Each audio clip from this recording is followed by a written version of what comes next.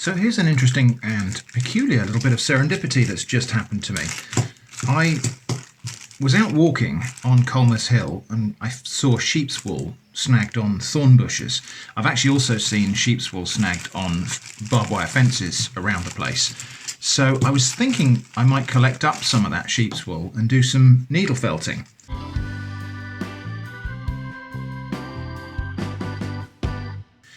So I bought myself this needle felting set. I can't remember where I bought it actually. So I've got 3 different sizes of needle here, and what this is, let's just try with one of the large needles. The needles have got little barbs on them. So what you do is you take a ball of natural wool and you jab it in there repeatedly, and as it pushes in, it grabs the wool fibres and pushes them into the ball.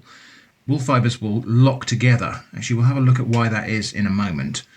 But wool fibres will lock together, so you end up making a solid piece of felt. I think this fits into here somehow, like that, for use. It doesn't actually come out straight, but I'm sure I could make a better handle than that. But anyway, and then you've got these 2 little leather, or possibly fake leather, pieces to go over thumb and forefinger to give you some degree of protection from accidentally stabbing your fingers, because there's a lot of stabbing involved in needle felting. So I've seen various tutorials for this online, and I thought I might have a go, and I was intending, and I probably still will, I was intending to go out and just glean some wool from thorn bushes and hedgerows and barbed wire fences from sheep fields. There's a lot of sheep fields around here in Dorset, and so there's no shortage of wool to glean that way. Then I went and bought those seaweed things from the Pembrokeshire Beach Food Company, and the cheese was packed in this eco-friendly insulating bag, which is insulated with sheep's wool. And obviously, because it's food grade, this has been washed and sterilised. So there's actually very little preparation needed for this wool. All of it's recyclable or reusable. This wool can be composted, for example, and it's actually quite good for plants because it rots down, it provides slow release nutrients. Now, I don't know, maybe you think those sorts of packaging things are greenwashing, maybe you're right, I don't know. But in any case, I've got now this big chunk of wool that I can practice some felting on. It's all different colours, but I can probably quite easily sort it out and separate it out. So I can get some lighter colours here and I can get some darker bits there. So I think what we'll try and do, I'll just separate out some light and dark, and we'll try and make we'll start off with just a ball. I've never done needle felting before, so we'll start off with just a ball with stripes or something. Right, so I've separated it out into 3 colours. Got some nice sort of gingery brown there, greyish darker colours there. There's still some light strands in there, and then the mostly pale stuff here. This wool's not been carded or anything. This is just pretty much raw wool that's been washed by the look of it. I could card it, but actually what I'm going to really do is just kind of pull it by hand like that to try and get the fibres somewhat fluffed up and aligned. I think it would probably be better to card it, which is like brushing it between 2 brushes. I haven't got the equipment to do that, so I'm just going to fluff it by hand, something like that. And then we're going to start felting, which I think we'll use the large needle for first.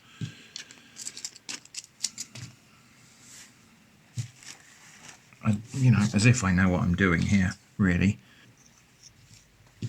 I think you probably need a piece of foam or something underneath of here, really, to work on. But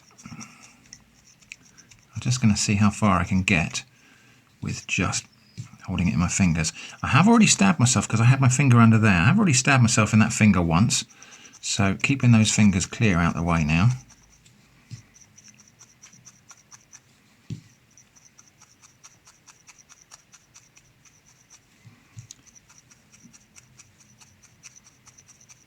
Now while I'm doing this, while I'm just getting this initial sort of felting together, assuming it does come together, let's have a little cutaway and we'll have a look at what I think is going on when felt is made. Why does felt actually work? So how does felt work? Well, I hope to demonstrate with these two pieces of rolled up paper which represent the fibres of the wool.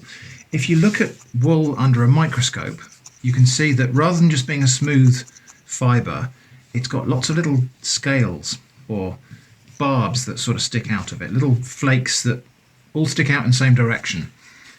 And so if we just represent these with a bunch of cuts in this tube of paper like this. Okay, and so we've got our two wool fibres, and as the wool is sort of jostled around, the scales which stick out from the wool can kind of lock onto each other. So the fibres of one piece of wool will just lock into another like that, and that's then fixed in place. And because they all stick in one direction along the fibre, it's got a kind of ratcheting effect. So as the wool is worked, it will tend to tighten itself up.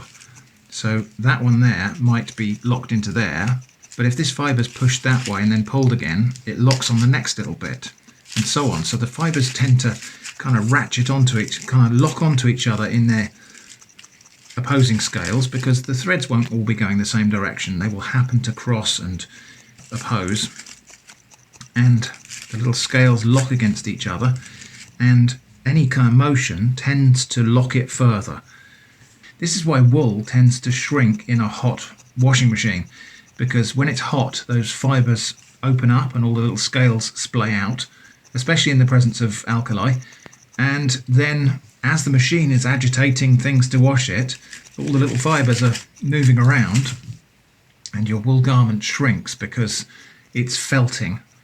So hopefully that's a somewhat accurate description of how felt works. It's not just the fibres getting tangled, they're actually getting locked onto each other with these little scales they've got.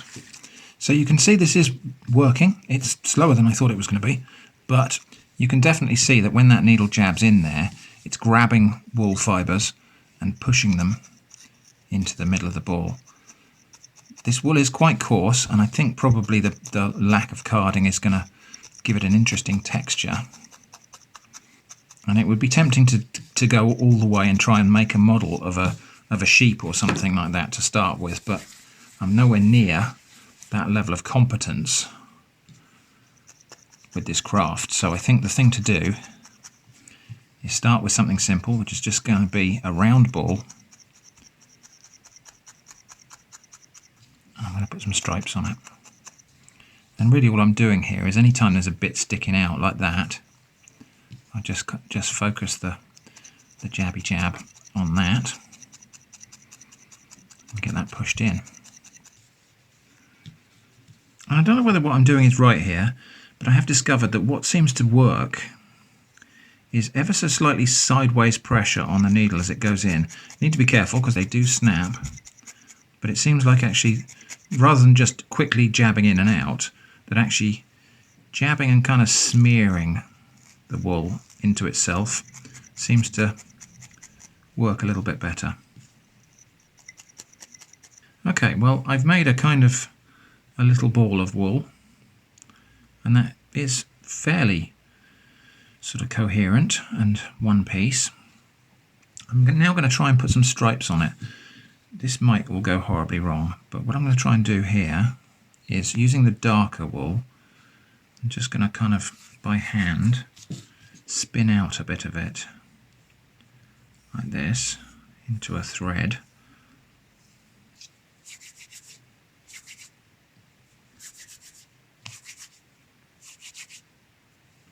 Okay, that's not obviously how you would do spinning, but it'll do for this. So now, very carefully, I'm going to try and lay that down into place.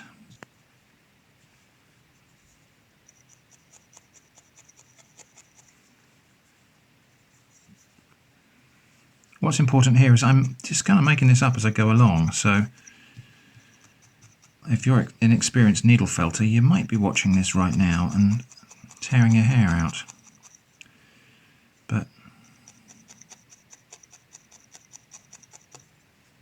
don't. I prefer, with a lot of these crafts, I prefer to get a really very basic grounding in the technique and then kind of discover the methods and things myself.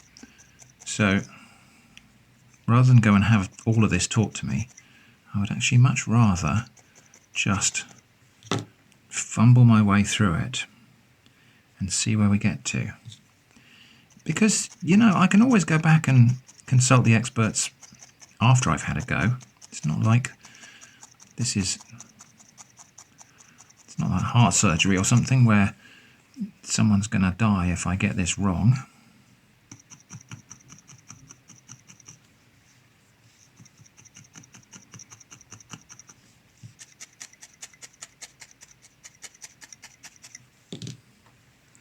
Well, that spiral band of wool has definitely bonded on there now. That's not coming off.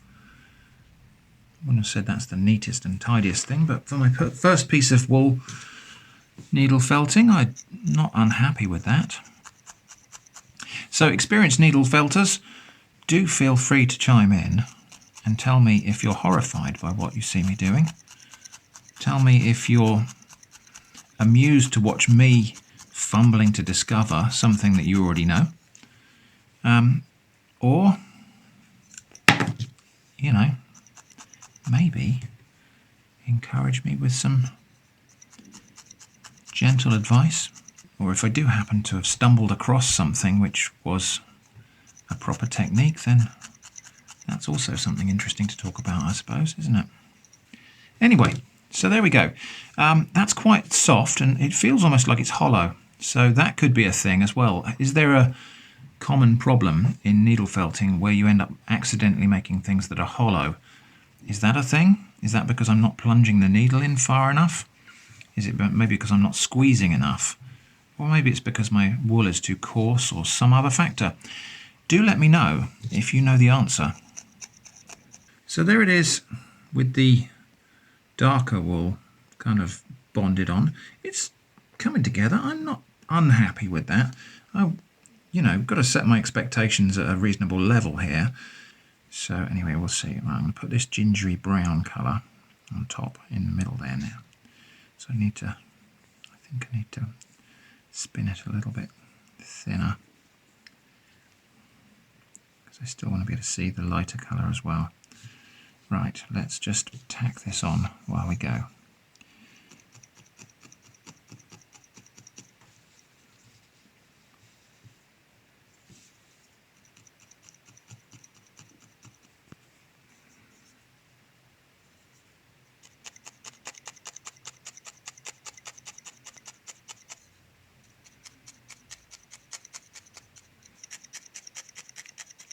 So it does seem to be quite easy to add on bits of wool and kind of blend them in. You really are just pushing the wool into itself. So you can see that the wool just kind of disappears into itself with every little jab. And because of the little barbs on the wool that we looked at, the scales on the wool fibres that we looked at earlier, it locks itself in. It's kind of self-tangling. Okay, right, camera off, and I'll just finish this off and then we'll come back. Okay, and there was just a little hole there actually, so I just took a piece of lighter coloured wool, rolled it up and pushed it in there and filled the gap. And I can just work it into the rest of the material. So you can always add bits on by the look of it. Anyway, that's coming together. That's probably where I'm going to stop for today. That is my wool felt model of the planet Jupiter, made with needle felting with my recycled wool from that chiller pack. Do let me know in the comments what you think I did right and wrong, and what you think I should do next. I am going to go out and glean some wool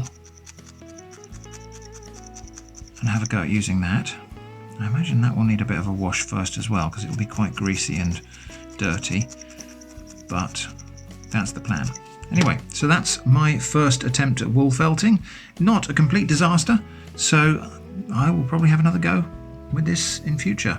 I hope that's been interesting. Thanks for watching, and I hope to see you again soon.